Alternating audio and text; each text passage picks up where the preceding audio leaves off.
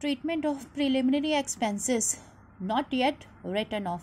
जो preliminary expenses का deduction अभी एमलगमेटिंग कंपनी ने नहीं लिया है वो आगे कैरी फॉरवर्ड करके एमलगमेटेड कंपनी उसका डिडक्शन ले सकती है।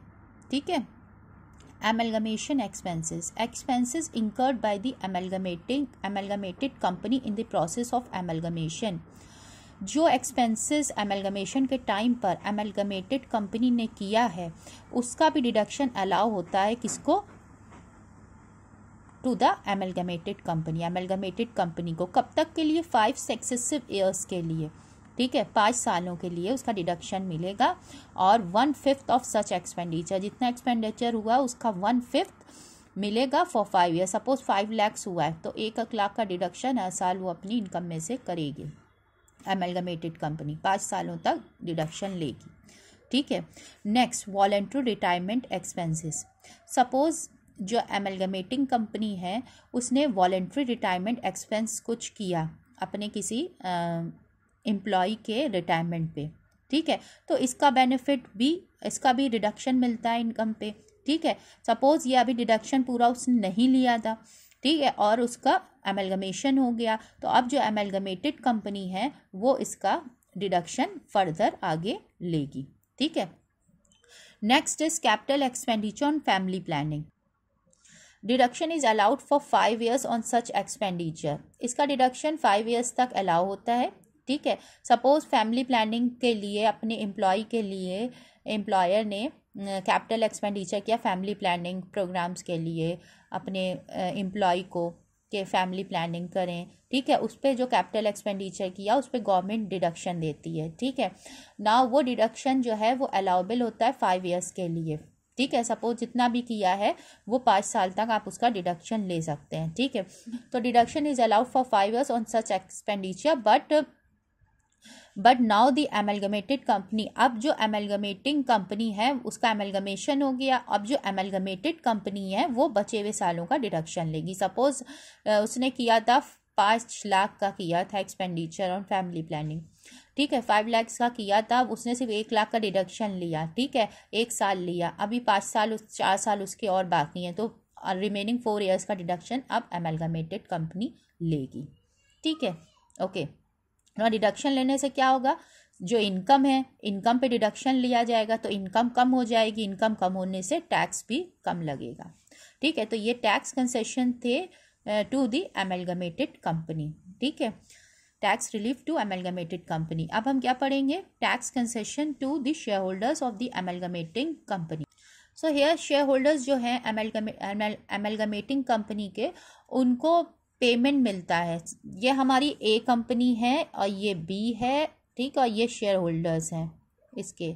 ये कंपनी एमलगमेट हुई बी के साथ। ठीक है, ओके, ये एमलगमेटेड कंपनी है और ये एमलगमेटिंग कंपनी है ए। ठीक है, अब इसका एग्जिस्टेंस ख़त्म हो गया है। ठीक है, फिनिश। ठीक है, अब ये एमलगमेटेड कंपनी है, इसको बेनिफिट्स मिले जो हमने बताया। ठीक है, और वेरियस बेनिफिट्स एमलगमेटिंग को भी मिले जो हम पढ़ चुके हैं।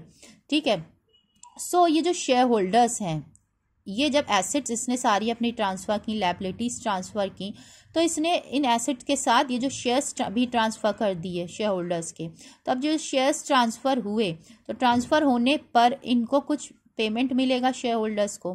ठीक है, तो ये जो पेमेंट मिलेगा इसको कैपिटल गेन माना जाएगा। कैपिटल गेन पर क्या लगता है, कैपिटल गेन टैक्स।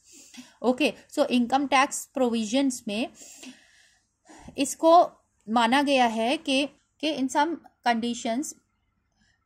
कंडीशंस में वेरियस कंसेशंस मिलेंगे। ठीक है, शेयर होल्डर्स को।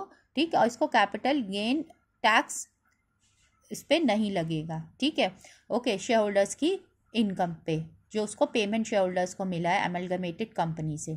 ठीक है, सपोज शेयर्स जो थे वो थे 150 के शेयर्स थे, तो एमलगमेटेड कंपनी ने ए यहाँ पे है एमलगमेटिंग, बी है एमलगमेटेड और ये शेयर होल्डर्स हैं। तो ये यहाँ पे सारे इसने एसेट्स और लायबिलिटीज़ ट्रांसफ़र की बी को, इसके शेयर्स भी ट्रांसफ़र कर दिए बी को ए ने।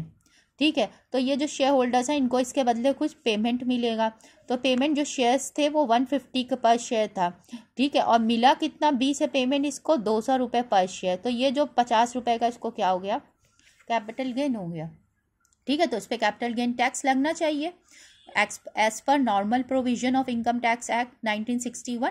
बट यहाँ पे under income tax act following concessions are available. क्या कंसेशंस मिले, where the shareholder of the amalgamating company transfer his share in the scheme of amalgamation, such transfer of share shall not be regarded as a transfer। इसको transfer नहीं माना जाएगा। किस condition में नहीं माना जाएगा, if the following conditions are fulfilled under section 47 subsection 7, ठीक है। सच ट्रांसफर, पहला वो ट्रांसफर, ये तीनों कंडीशन फुलफिल होंगी तब कैपिटल गेन टैक्स नहीं लगेगा। पहला, such transfer is due to an amalgamation, वो ट्रांसफर एमलगमेशन की वजह से हुआ हो। Second, the transfer is made in consideration of the allotment to him by any share in the amalgamated company. जो ट्रांसफर हुआ है, ये जो पैसे मिले, पैसे ना कैश में ना मिले, कंसिडरेशन, ये जो ट्रांसफर इसने शेयर किए हैं और बी ने इसको पेमेंट किया है, तो पेमेंट जो करे वो कैश में ना करे, वो कंसिडरेशन शेयर्स में होना चाहिए। अगर शेयर में होगा, इसने इसको शेयर ट्रांसफर करे, इसने इसको बदले में कंसिडरेशन में शेयर्स दिए, कैश में नहीं दिया पेमेंट, ठीक है, देन टैक्स नहीं लगेगा, कैपिटल गेन टैक्स नहीं लगेगा। अगर कंसिडरेशन जो हुआ है that is allotment is made in the form of share, ठीक है, the transfer is made in consideration of the allotment to him of any share, मतलब जो अलॉटमेंट हुआ है, पेमेंट हुआ है, वो शेयर्स में हो, कैश में ना हो। कैश में होगा तो टैक्स लग जाएगा।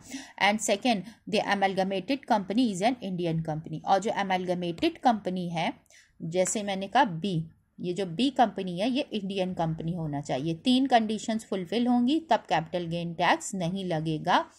किस पे, जो ट्रांसफर हुए शेयर्स, ठीक है, टू दी एमलगमेटेड कंपनी, उसमें जो शेयर होल्डर्स को पेमेंट हुआ उस पे कैपिटल गेन टैक्स नहीं लगेगा। Okay, now thank you.